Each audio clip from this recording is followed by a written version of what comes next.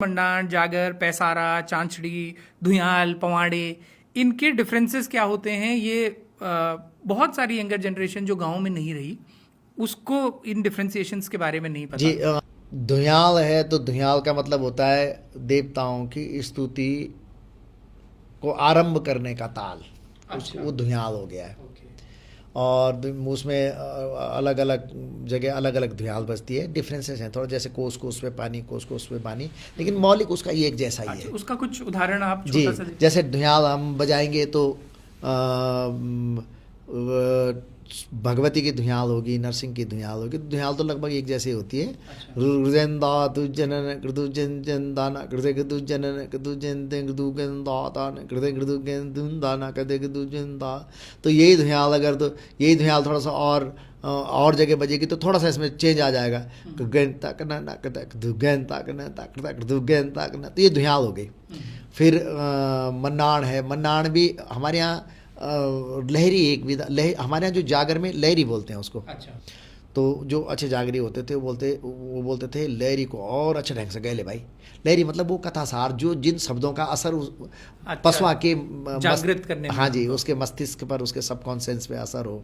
लहरी फिर हो तो फिर हमारो मनाण को एक जब देवता नाचन लेकिन जैसे जैसे हम लोग ये कर रहे हैं कि हमारा लहरी का जैसे इस तरह का पार्ट है, जैसे ये बाली संध्या वेगे मेरा प्रभु उदंकारी काठों, ये उदंगारी काठों, ये बाबा बाली सया जा डोली गे। अभी तो सांझ का गाना जाकर लगने लगे।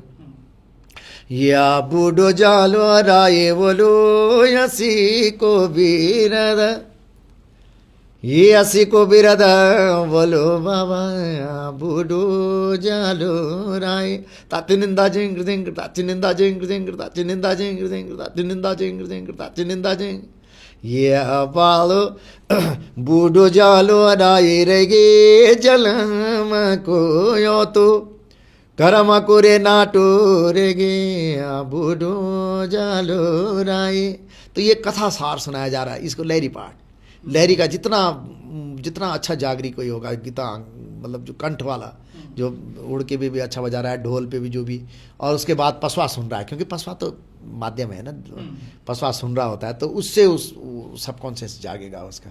और उसके बाद जब वो नाचने लग गया, देना वो ये जेलियो दादा राजो राजो मेरा राजो, देना वो ये जेलियो सृज बंसी राजा राजो ताकिन, फिर उसके नृत्य वो नृत्यमय समाधि बन जाएगी, फिर नाचने लग जाएगा। तो इस तरह से जो है ये हमारा जागर का पार्ट होता है। धुयाल है, जैसे आपने कहा नौबत। नौबत उषा काल में होती है, शयन काल में होती है। भोग नौबत भी बजती है। अच्छा। तो जैसे बद्रीनाथ जी में है, तो बद्रीनाथ जी में शयन काल की नौबत भी है।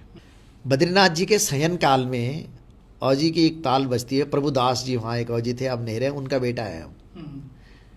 तो वो बद्रीनाथ जी को जब श्रृंगार हो जाता है तो फिर एक भोग नौबत वो शयन काल की नौबत बज जाते हैं। और उषा काल में, प्रभात काल में बद्रीनाथ जी के को ये जगाते हैं उस ढोल से। ये ताल मतलब कि प्रभु जी अब आप जाग जाइए, लंबी पंक्ति लग गई आपको देखने वालों की, और आप जागिए, आप विश्व का कल्याण कीजिए। आपको कहाँ कहाँ से लोग आ गए, अब न जाने कितने लोग आपको, अब आप जागिए, अब प्लीज़ आप जागिए। और फिर वो जगाएगा, फिर वेद पाठी जाएंगे, वेद मंत्र होंगे। तो परमात्मा को शयन काल से जगाने की अवस्था के लिए ढोल दमों का इस्तेमाल हो रहा है शयन काल में, कि प्रभु जी अब आप थक गए हैं, दिनमान न जाने कितने लोग आपके पास आए, कितनों ने कितना कुछ नहीं मांग लिया, आप देते रहे दिनमान, आपने खाना भी टाइम से खाया कि नहीं खाया, अब आप विश्राम कीजिए। तो वो वैसे ही सुरकंडा की नौबत है, राजराजेश्वरी की नौबत है, नरसिंह देवता की नौबत है, नागरजा देवता की, जो ग्राम देवता का बड़ा महत्व होता है नौबत में सर। जहाँ आप हैं, आपका जो ग्राम देवता है, स्थान देवता, इस यहाँ पर हमें यहाँ का स्थान देवता है जिसको हम भूमियाल कहते हैं। तो उसकी नौबत, उसके लिए उस देवता को, उस देवत्व को, उस स्थान देवत्व को, चाहे कहीं वो भरत के रूप में, तत्व तो एक ही है सब में, चाहे राम हो, श्याम हो, कृष्ण हो, राधा हो, सुरकंडा हो, अपने इष्ट देवता को जगाने के लिए जब आप उषा काल में, प्रभात काल में ही सूर्य, ये सूर्यदीप तू काठो उदंकारे काठो ये गे बालो रे सूरज गुदेंता तू केंता किंग देंता जनता तू जनता नेता बिजगे न पंच नाम देव बिजगे खोली को गणेश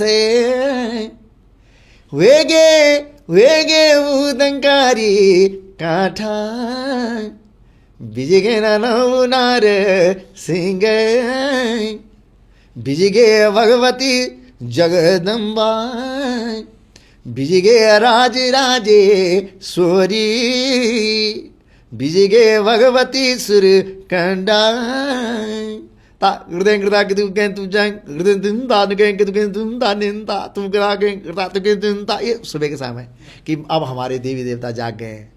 तो वो नौबत हुई। नौबत आपने बड़ा अच्छा प्रश्न करा ना कि ये नौबत है। और ये पैसारा क्या हुआ? पैसारा श्रेष्ठता को साबित करने के लिए होता था राहुल जी। अच्छा।